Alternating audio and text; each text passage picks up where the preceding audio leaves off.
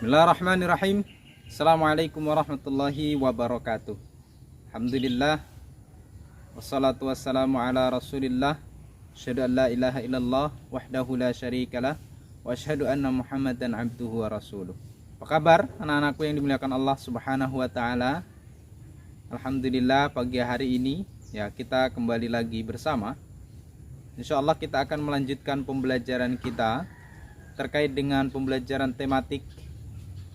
Kali ini kita masih di buku 5C yang berkenaan dengan makanan sehat. Ya, alhamdulillah pula baru kemarin teman-teman juga sudah mempelajari terkait dengan organ pencernaan manusia dan juga organ pencernaan hewan. Ya, itu kaitannya dengan makanan-makanan yang kita makan masuk ke dalam pencernaan kita. Ya, kemarin sudah sedikit banyak teman-teman ketahui terkait dengan organ pencernaan manusia itu apa saja. Ya, dimulai dari mulut, kemudian kerongkongan, ya, masuk ke lambung, dari lambung mengalir ke usus halus, dari usus halus ke usus besar, kemudian dari usus besar dibuang ke anus. Nah, itulah sistem pencernaan manusia. Nah, dan berikutnya kita juga paparkan terkait dengan sistem pencernaan hewan. Nah, kali ini teman-teman, ya kita insya Allah akan mempelajari berkenaan dengan makanan sehat, nah, yang cocok dikonsumsi oleh atau yang baik untuk perkembangan tubuh kita, atau vitamin zat-zat yang cocok untuk diserap di tubuh kita. Apa saja nanti ya kita akan pelajari juga.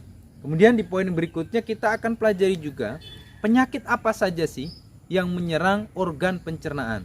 Nah, ya, setelah teman-teman kemarin mempelajari sistem pencernaan manusia, kali ini kita ketahui penyakit apa saja yang bisa menyerang organ pencernaan. Nah, itu teman-teman. Ya, sebelum itu kita buka dulu pembelajaran kita pada pagi hari ini dengan sama-sama mengucapkan basmalah. Bismillahirrahmanirrahim. Untuk memudahkan, lagi-lagi Ustadz akan menunjukkan teman-teman berupa rekaman sebuah video yang nantinya video tersebut akan menjelaskan makanan sehat itu apa saja, kemudian penyakit apa saja yang menyerang lambung kita.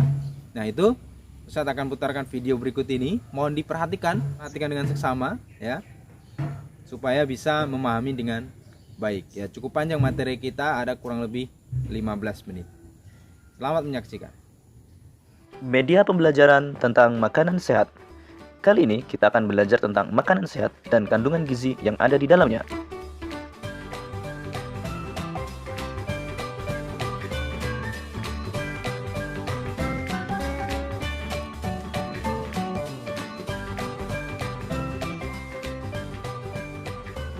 Makanan sehat adalah makanan yang mengandung zat-zat gizi yang dibutuhkan oleh tubuh dalam jumlah yang seimbang.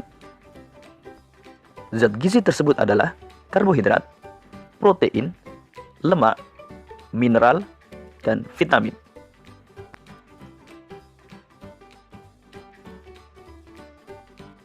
Karbohidrat adalah sumber energi yang utama bagi tubuh. Bahan makanan yang mengandung karbohidrat antara lain nasi, jagung, singkong, kentang, dan sagu. Protein terdiri atas dua macam, yaitu protein hewani dan protein nabati. Protein hewani adalah protein yang berasal dari hewan. Sumber protein hewani antara lain telur, daging, dan ikan. Sedangkan protein nabati adalah protein yang berasal dari tumbuhan. Sumber protein nabati antara lain tempe dan tahu, buncis, dan kacang hijau.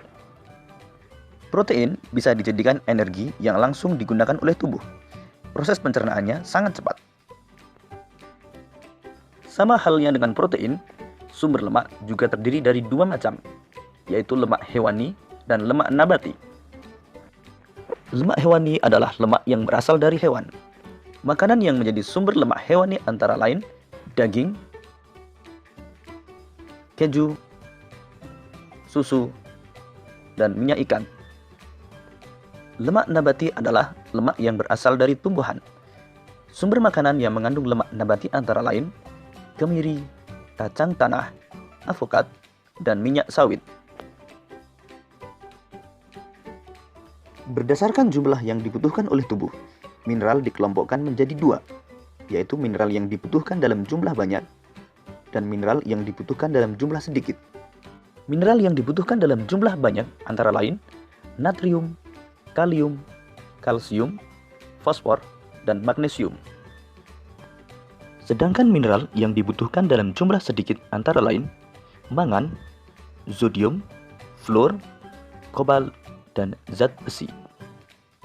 Sumber mineral banyak terdapat pada sayur-sayuran. Berdasarkan kelarutannya, vitamin dibedakan menjadi dua kelompok, yaitu vitamin yang larut dalam air, yaitu vitamin B dan C, dan vitamin yang larut dalam lemak, yaitu vitamin A, D, E, dan K. Vitamin yang larut dalam lemak dapat disimpan dalam tubuh, sedangkan vitamin yang larut dalam air tidak dapat disimpan dalam tubuh. Jadi, setiap hari kita harus mengkonsumsi makanan atau minuman yang mengandung vitamin B dan C. Sumber vitamin banyak terdapat pada buah-buahan dan sayur. Misalnya, wortel mengandung vitamin A, telur mengandung vitamin B12, jeruk banyak mengandung vitamin C, ikan salmon mengandung vitamin D, sayur bayam mengandung vitamin E, dan buah avokat mengandung vitamin K. Vitamin memiliki banyak manfaat bagi tubuh. Misalnya, vitamin A menjaga kesehatan mata. Vitamin B12 mencegah anemia dan penting untuk pertumbuhan. Vitamin C menjaga daya tahan tubuh serta menjaga kesehatan gigi dan gusi. Vitamin D menjaga kekuatan gigi dan tulang. Vitamin E menjaga kesehatan kulit. Dan vitamin K mencegah penyakit gula dan tulang keropos.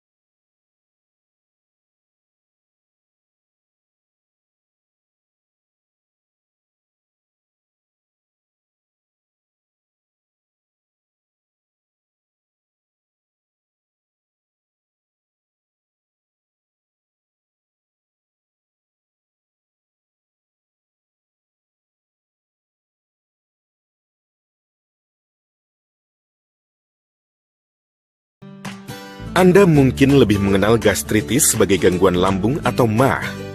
Lambung Anda memiliki lapisan pelindung di bagian dinding dalam. Lapisan inilah yang bertugas agar cairan asam dalam lambung tidak menyentuh dinding lambung dan merusaknya. Bila cairan asam menyentuh langsung dinding lambung, maka akan terjadi peradangan yang kemudian menyebabkan Anda mengalami gangguan lambung atau MAH. Cairan asam lambung yang berlebih saat Anda sedang MAH biasanya disebabkan oleh pola hidup yang kurang sehat, seperti makan tidak teratur atau terlalu cepat,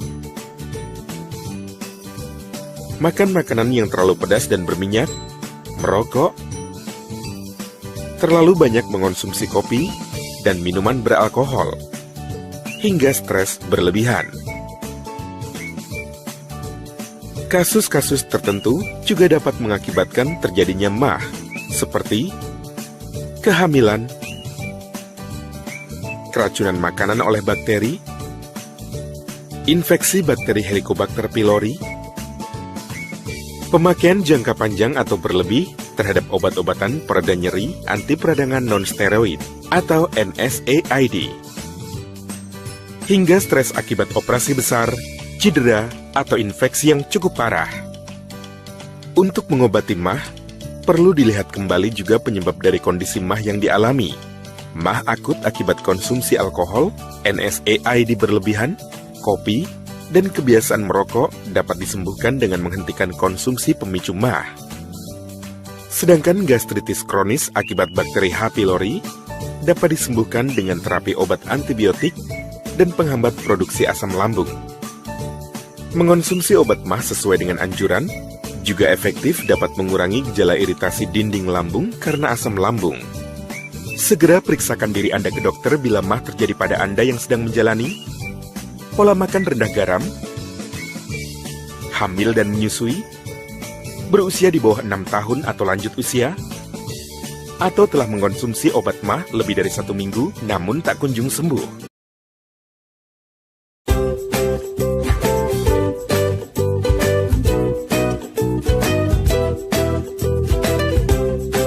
Diare adalah buang air besar dengan konsistensi cair sebanyak 3 kali atau lebih dalam 1 hari.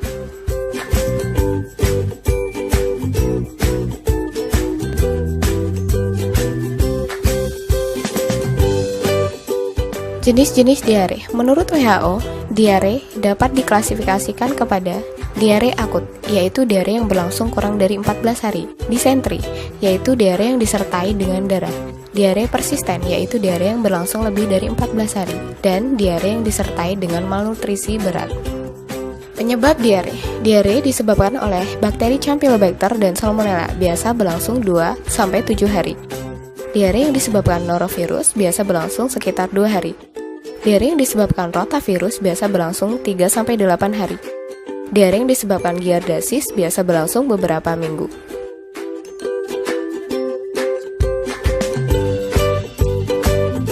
Ayo kenali gejala diare. Demam, berat badan turun, BAB encer, tinjau kehijau-hijauan, dehidrasi, cengeng dan gelisah. Pencegahan diare. Hindari makanan dan minuman yang tidak bersih. Cuci tangan pakai sabun dan air bersih sebelum makan dan sesudah buang air besar. Rebus air minum terlebih dahulu. Buang air besar di toilet. Pengobatan diare. Oralit terdiri dari campuran air dengan gula dan garam. Cairan ini berfungsi untuk menggantikan cairan elektrolit dan minuman penting lainnya yang hilang dalam tubuh, agar tidak terjadi dehidrasi. Loperamid. Dosis untuk anak-anak 2-5 tahun 1 mg 3 kali sehari, 5-8 tahun 2 mg 2 kali sehari, 8-12 tahun 2 mg 3 kali sehari.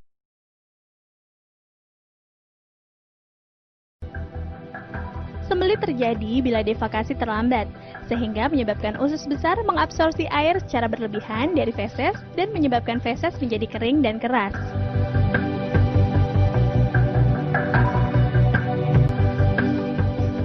Sembelit atau konstipasi banyak dialami oleh berbagai penduduk di dunia. Bahkan diperkirakan sekitar 80% manusia pernah mengalami sembelit. Di Indonesia sendiri tingkat penderita konstipasi semakin bertambah. Hal ini diakibatkan karena perubahan gaya hidup masyarakat yang cenderung mengkonsumsi makanan berlemak dan kurang sehat, serta kurangnya aktivitas fisik yang dilakukan.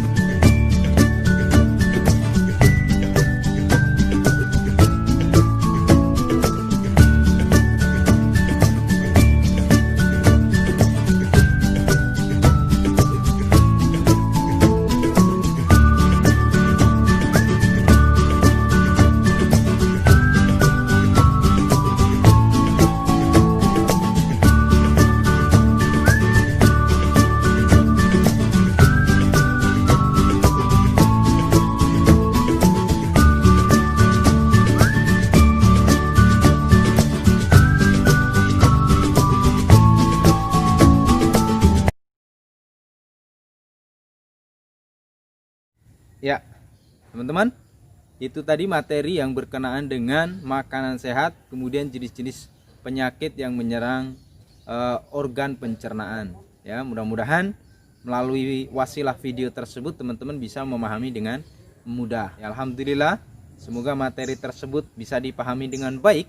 Materi tersebut juga bisa menambah wawasan kita, keilmuan kita terkait dengan pentingnya kita menjaga kesehatan berawal dari makanan. Karena ketika makanan itu masuk ke dalam tubuh kita, sejatinya itulah yang menentukan kesehatan kita.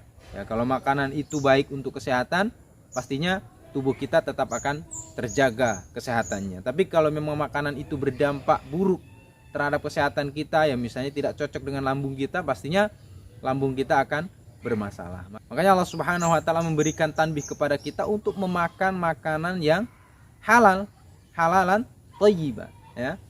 Halalan thayyibah, halal lagi baik, ya. Makanan itu halal, kemudian makanan itu juga menyehatkan tubuh kita. Begitu teman-teman, jazakumullahu khairan.